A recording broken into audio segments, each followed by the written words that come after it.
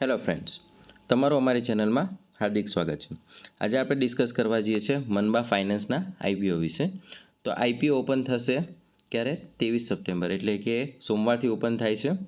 25 September એની last date છે. Basic allotment આવી જશે 26 અને રિફંડ પણ આપને 26 જોવા મળશે.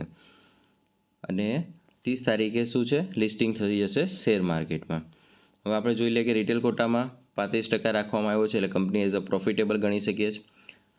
કંપનીનો ઇસ્યુ સાઇઝ છે 150 કરોડ, એટલે કે ઘણો નાનો આઈપીઓ જોવા મળશે. એમાં કમ્પ્લીટ ફ્રેશ ઇસ્યુ છે, એટલે કંપનીના ગ્રોથ માટે 150.84 કરોડ વપરાતા જોવા મળશે. અને ફેસ વેલ્યુ છે 10ની અને એમ્પ્લોય ડિસ્કાઉન્ટ અહીંયા અવેલેબલ નથી. બિડિંગ પ્રાઇસ આપણે જોઈ લઈએ તો 114થી 120ની રાખવામાં આવી છે. એમાં આપણે અપર બીડ પર અપ્લાય કરવાનું, એટલે કે 120 રૂપિયા પર અપ્લાય કરવાનું રહેશે.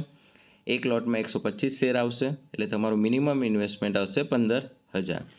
જ્યારે તમે સ્મોલ એચએનઆઈમાં અપ્લાય કરો છો ત્યારે તમારું ઇન્વેસ્ટમેન્ટ આવશે 2,10,000નું, જ્યારે બિગ એચએનઆઈમાં આવશે 10,05,000નું. તો આ તેની બેઝિક ડિટેલ્સ. હવે આપણે જોઈ લઈએ કંપનીનું વર્કિંગ પ્રોફાઇલ. તો કંપની શું કરે છે? મનબા ફાઇનાન્સ લિમિટેડ ફાઇનાન્સ લિમિટ ઉપર જ આપણે કહીએ છીએ કે ફાઇનાન્સ સેક્ટરની કંપની છે, જેની સ્થાપના 1998માં થઈ હતી, એટલે કે ઘણા વર્ષનો અનુભવ છે. કયા સેક્ટરમાં તે લોન પ્રોવાઈડ કરે છે? નવા 2 વ્હીલર્સમાં, 3 વ્હીલર્સમાં, ઇલેક્ટ્રિક 2 વ્હીલર્સમાં, ઇલેક્ટ્રિક 3 વ્હીલર્સમાં, સેકન્ડ હેન્ડ કાર, યુઝડ કારમાં, સ્મોલ બિઝનેસ લોન્સ આપે છે અને પર્સનલ લોન આપે છે. એટલે કે નાના સેક્ટરને ફોકસ કરતી કંપની આપને જોવા મળે છે, નાના સેક્ટરમાં. તો હવે કંપનીનો ટાર્ગેટ કસ્ટમર કોણ કહી શકીએ છીએ? તો એમ્પ્લોય છે અને સેલ્ફ એમ્પ્લોય, એટલે કે જો જોબ કરે છે કે નાનું સ્ટાર્ટઅપ કરી રહ્યા છે એને આપણે ટાર્ગેટ કરતી કંપની જોવા મળે છે. એઝ અ મિડલ ક્લાસને ટાર્ગેટ કરે છે. જ્યારે આપણે એની જોઈ લઈએ કે 85% લોન કરી શકે છે કયા? ઓન રોડ પ્રાઇસ ઉપર. એટલે કે તમે 2 વ્હીલર કે વ્હીકલ ખરીદો છો એન્ડ ઓન રોડ પ્રાઇસ 1 લાખનું હોય તો 85% સુધીની લોન પરચેસ કરતી જોવા મળે છે. કંપની વિશે આપણે જાણી લીધું કે નાના સેક્ટરમાં કે નાના એટલે કે વ્હીકલ લોન પ્રોવાઈડ કરે છે. હવે ક્યાં તેની બ્રાન્ચીસ અવેલેબલ છે?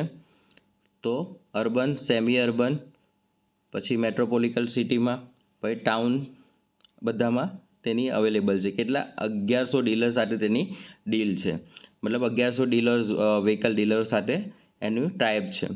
હવે એમાં પણ 190 EV ડીલર્સ પાસે, એટલે કે ઇલેક્ટ્રિક વ્હીકલ ડિસ્ટ્રીબ્યુટ કરતા હોય તો એવા 190થી વધારે ડીલર સાથે એમની ટાઈપ કહી શકે છે. જેમાં કયા રાજ્ય આવે છે? મહારાષ્ટ્ર, ગુજરાત, રાજસ્થાન, છત્તીસગઢ, મધ્યપ્રદેશ અને ઉત્તર પ્રદેશમાં તેઓ અવેલેબલ છે. કંપનીની આપણે બેઝિક ડિટેલ્સ જાણી લીધી, કંપની વર્ક શું કરે છે એ જાણી લીધું. હવે મેન બેલેન્સ શીટ આપણે જોઈ લઈએ કે બેલેન્સ શીટમાં શું જોવા મળે છે. 2022, 23 અને 24ના રિપોર્ટ આપેલા છે. એસેટમાં આપણે જોઈએ છીએ કન્ટિન્યુ વધારો થતો જોવા મળે છે. રેવન્યુમાં પણ જોઈએ તો 106 કરોડની હાલમાં 191, એટલે કે ઓલમોસ્ટ ડબલ જેવી થવા આવી છે. પ્રોફિટ આફ્ટર ટેક્સ જોઈએ તો 9 કરોડ હતો, હાલમાં 31 કરોડનો જોવા મળે છે. અને આ બેનું પેટ માર્જિન જોઈએ તો પેટ માર્જિનમાં વધારો થતો જોવા મળે છે. એક સારી વસ્તુ ગણી શકીએ છીએ. નેટવર્થમાં પણ આપણે જોઈએ તો કન્ટિન્યુ વધારો થતો જોવા મળે છે. એમના પાસે હાલમાં સરપ્લસ, એટલે કે હાલમાં કેશ કેટલું અવેલેબલ છે? 162 કરોડ અવેલેબલ છે, જ્યારે તેમના પર ઉધારી 752 કરોડની છે. હવે એનબીએફસી કંપની છે, એટલે કે આના પર બોરોઇંગ્સ તો રહેવાની, જ્યારે આપણે આગળ વાત કરી હતી એ પ્રમાણે. આરઓઈ જોઈએ તો 21.36ની સારી એવી જોવા મળે છે. ડેપ ટુ ઇક્વિટી 3.75, આ સેક્ટરમાં ડેપ જોવા મળતું જ હોય છે. રિટર્ન ઓન નેટવર્થ બી જોઈએ તો 15.66ની, એટલે ઓકે કહી શકીએ છે. હવે કંપની કયા પીઈ પર જોવા મળે છે? 14.39નો.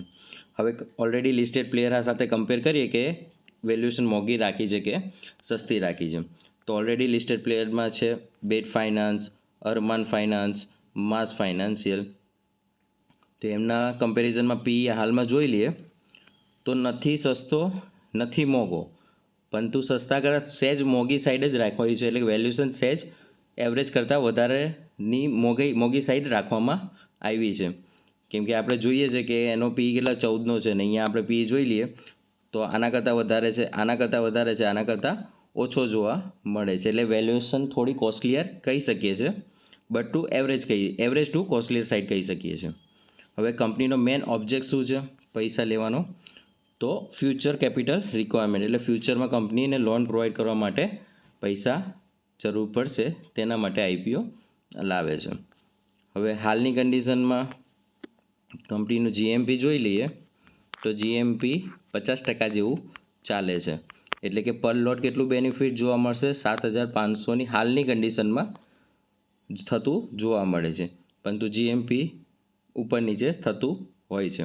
હવે કંપનીનું બેલેન્સ શીટ અને વર્કિંગ જોઈને વર્કિંગ સારું છે, બેલેન્સ શીટ સહેજ કોસ્ટલી સાઈડ આપને લાગે છે વેલ્યુએશન, બેલેન્સ શીટ બી ઓકે જોવા મળે છે, સેક્ટર બી સારું છે. હાલમાં લેટેસ્ટ બજાજ ફાઇનાન્સ ગયો, નોર્થન આર્ક એટલે એ સેક્ટરને બિલોંગ કરતી કંપની છે. તો આનું ફાઇનલ ડિસિઝન આપણે આપણા ગ્રુપમાં છેલ્લા દિવસે આપી દઈશું.